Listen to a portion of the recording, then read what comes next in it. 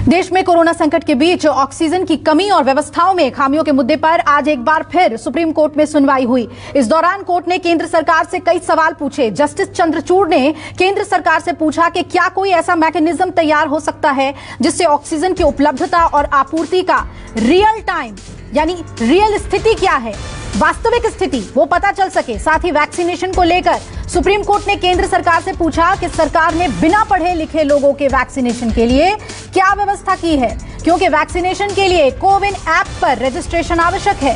साथ ही कोर्ट ने यह भी पूछा कि केंद्र सरकार कोरोना वैक्सीन की 100% खुराक क्यों नहीं खरीद रही है। साथ ही कोर्ट ने केंद्र से यह भी पूछा कि कोरोना टीकों के संबंध में केंद्र राष्ट्रीय टीकाकरण कार्यक्रम नीति का पालन क्यों नहीं कर सकता है। और इस दौरान अदालत ने सरकार से यह भी कहा कि हम ये साफ कह देना चाहते हैं कि अगर कोई नागरिक सोशल मीडिया पर अपनी शिकायत दर्ज करवाए तो ये नहीं कहा जा सकता कि ये जानकारी गलत है। हम सूचना को लेकर कोई सख्ती नहीं चाहते। अगर ऐसी शिकायतों पर एक्शन लेने की नौबत आई तो हम इसे अवमानना मानेंगे। इधर केंद्र सरकार ने भी अपना जवाब दाखिल किया है। सॉलिसिटर जनरल ने कहा कि हमने सरकार की ओर से उठाए गए कदमों का एक पावर पॉइंट प्रेजेंटेशन तैयार किया है।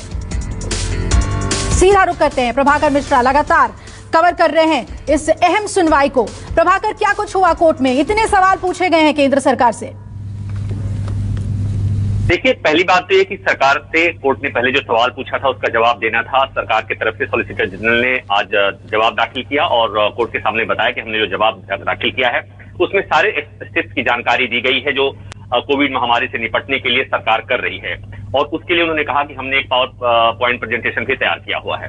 और उसके बाद जो मुद्दे हैं सुप्रीम कोर्ट के सामने, उसमें सुप्रीम कोर्ट ने कहा था कि हम ऑक्सीजन की व्यवस्था, जीवन रक्षक दवाइयों चाहे वो रेमडेसिविर की व्यवस्था और साथ ही साथ वैक्सीनेशन पॉलिसी पर भी सुनवाई होगी।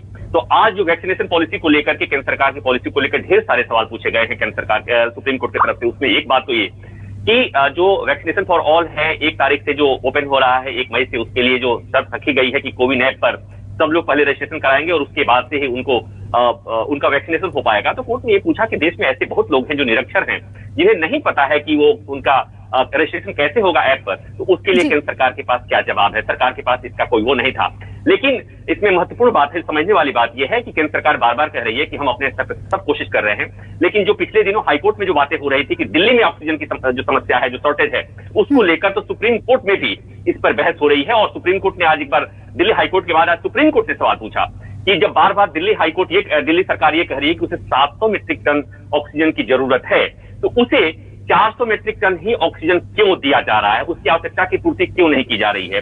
और साथ ही साथ कोर्ट ने यह भी कहा कि दिल्ली में तमाम राज्यों के लोग रहते हैं और दिल्ली के प्रति सरकार की जिम्मेवारी ज्यादा होना चाहिए। केंद्र सरकार का जवाब यह है कि इनको 400 मीट्रिक टन जो ऑक्सीजन दिया गया है उसे भी कैरी करने के लिए या स्टोर करने के लिए इनके पास व्यवस्था नहीं है। तो कुल मिलाकर ये कि केंद्र सरकार की वैक्सीनेशन पॉलिसी, ऑक्सीजन की आपूर्ति, दवाइयों की लेकर सुनवाई हो रही है और ढेर सारे सवाल पूछे जा रहे हैं। और केंद्र सरकार अपनी तरफ से बताने की कोशिश कर रही है कि सरकार इन मसलों से निपटने के लिए, महामारी से निपटने के लिए क्या कोशिश कर रही है। सॉलिसिटर जनरल तुषार मेहता लगातार ये बात कह रहे हैं कि उनकी टीम के लोग भी संक्रमित हैं और ये लगातार बताने की कोशिश कर रहे हैं कि हमने क्या क्या चीजें की है, सरकार क्या क्या चीजें कर रही है। और इसके लिए जो है पावर पॉइंट प्रेजेंटेशन तैयार किया है केंद्र सरकार ने। बहुत शुक्रिया प्रभाकर तमाम जानकारी हमें देने के लिए।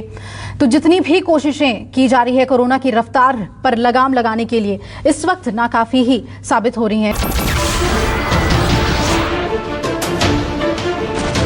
नमस्कार, मैं हूं मानक गुप्ता। अगर आपको हमारा ये वीडियो पसंद आया हो तो इसे लाइक और शेयर जरूर करें और हां, हमें सब्सक्राइब और फॉलो करना ना भूलें ताकि आप देश और दुनिया की कोई खबर मिस ना करें। तो जुड़े रहिए हमारे साथ और देखते रहिए न्यूज़ 24।